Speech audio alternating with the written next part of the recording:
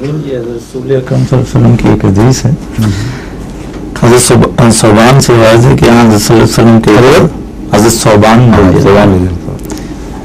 کہ آزاد کردہ غلام تھے، بیان کرتے ہیں کہ حضور نے ایک دفعہ فرمایا میری امت کی دو جماعتیں ایسی ہیں جن کو اللہ تعالیٰ فتنہ و فساد کی آگ سے محفوظ رکھے گا.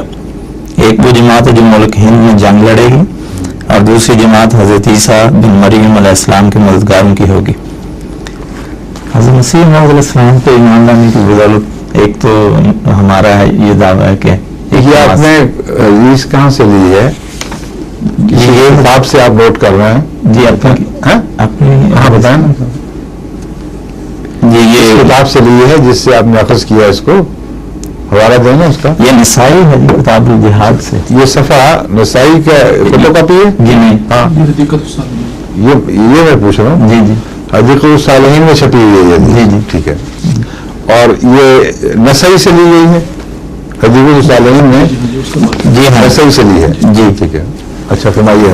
جی تو حضرت مسیح علیہ السلام پہ حضرت مسیح میں اس لیے پوچھ رہا تھا کہ جہاں تک مجھے یاد ہے حضرت مسیح علیہ السلام نے اس حدیث پر بحث نہیں فرمائی.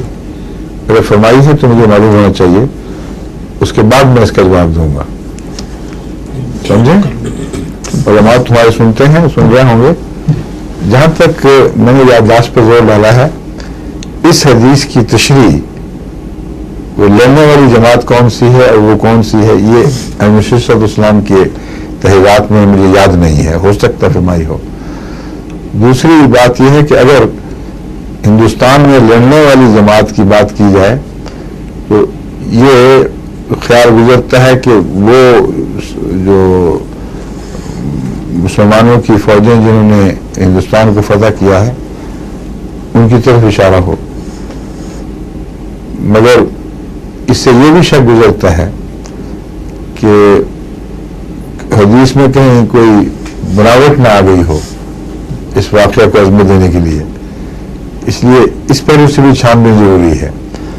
حضرت مسیح علیہ السلام کے ارشاد کا اس لیے مجھے انتظار ہے کہ اگر آپ نے فرمایا ہے اور حدیث کو قبول کیا ہے تو آپ کا نور فطرت جب حدیث کو قبول کرتا تھا تو یہ بہت بڑی سند ہے، ہمارے لیے کافی سند ہے. لیکن حضرت مسیح علیہ السلام محض اس طرح قبول نہیں فرماتے تھے، پوری چھان بین کے بعد بھی قبول فرماتے تھے.